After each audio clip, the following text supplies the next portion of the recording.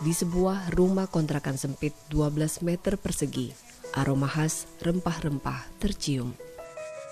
Pemilik rumah, Yatmi, sibuk sendiri menyiapkan dagangannya.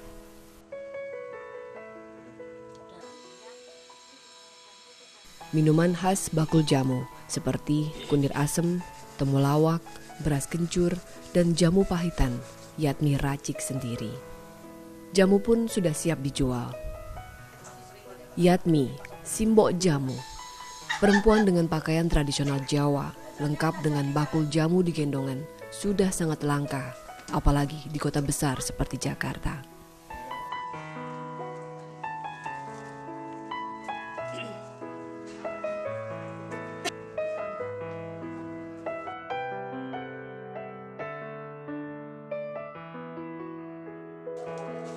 Tapi Yatmi masih setia melakoni pekerjaannya sebagai tukang bakul jamu, sama seperti sejak 16 tahun lalu. Aku ngikut saudara aku yang anaknya sepupu aku yang kuliah itu, yang mau kuliah di luar negeri, sekolah di luar negeri itu kan. Itu pertama ikut itu, aku suruh minjemin modal dulu. Setelah di sini aku dibelajarin, suruh jualan jamu tapi nyari lokasi sendiri-sendiri. Begitu Mas, pertama aku jualan dapat uang 4.500. Aku udah seneng, alhamdulillah bersyukur hati saya. Terus lagi ulangi lagi sore dapat 8.500. Setelah itu aku bersyukur alhamdulillah. Setelah aku pernah Mas sekali jualan dapat uang 3.000. Setelah 3.000 udah naik lagi 12.000. Alhamdulillah.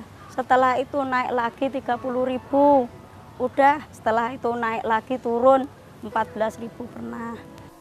Berjalan kaki dengan beban berat di gendongan, melalui jalur yang sama setiap pagi dan sore, setiap hari sejak belasan tahun lalu. Keluar masuk gang sempit, kompleks perumahan hingga masuk kampus. Tiap pelanggan jamu Yatmi punya selera sendiri-sendiri. Yang paling favorit menurut Yatmi biasanya beras kencur. Tak sekedar menjual jamu, Yatmi pun jadi teman konsultasi kesehatan bagi para pelanggannya. Untuk beberapa jenis keluhan penyakit sederhana, Yatmi bisa menganjurkan atau meracik sejumlah jenis minuman jamu agar pelanggannya kembali sehat dan bugar. Anak saya udah memulai biaya sekolah, biaya makin besar, kalau ngandelin tani juga nggak cukup. Tani kadang-kadang kalau pas waktunya istilah berhasil bagus, ya kemungkinan balik modal, kalau nggak bagus malah tombok modal. Karena saya kabur ke sini yaitu karena kepusingan, karena punya pinjaman dari orang tua aku buat betulin rumah. Setelah itu anak aku makin tingkat sekolahnya, nanti makin perlu biaya modal. Setelah itu orang tua aku juga nggak mampu, orang udah tua. Apa yang saya mau andelin tanah buat istilahnya hidupin anak saya kurang mampu, ya saya terpaksa kabur ke Jakarta. Kadang uang dari sini malah melayang dari sawah buat tombok. Karena kebanjiran aku mah tombok. Yatmi tak lupa bagaimana ia harus tega meninggalkan dua buah hatinya yang masih balita merantau ke Jakarta 16 tahun lalu. Ya ninggalin anak Mas umur 3,5 tahun. Ya itulah perasaan saya menderitanya. Ya karena saya terpaksa, karena kepusingan punya utang itu. Setelah itu ya saya terpaksa, saya lupa-lupa. Akhirnya lebaran haji saya ingat anak saya nggak bisa pulang. Kedengeran takbiran saya nangis runtuh, akhirnya mau pulang nggak bisa pulang karena belum punya duit. Berjualan jamu gendong selama 16 tahun, ribuan orang sudah merasakan khasiat jamu buatan Yatmi. Pelanggannya dari berbagai kalangan, mulai ibu rumah tangga, pekerja serabutan, bahkan hingga mahasiswa dan dosen.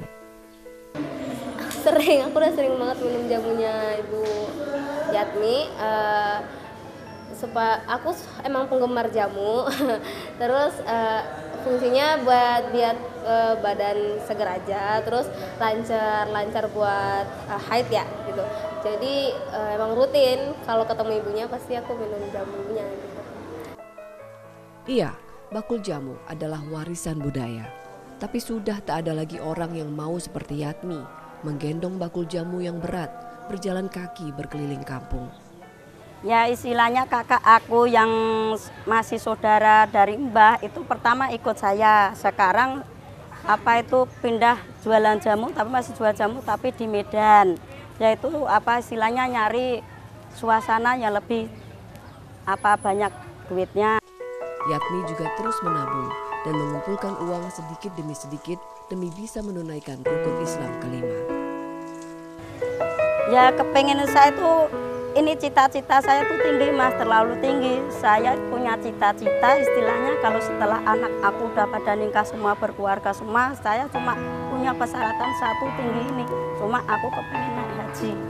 Ya Tony Effendi, setelah Yai Nuri Muhammad Fauzi, setelah saya istilahnya berhenti, semoga anak aku bahagia.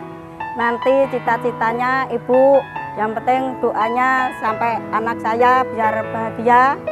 Saya juga nanti nyampe di tujuan saya bisa terkabul. Impian saya yaitu satu itu cuma naik haji.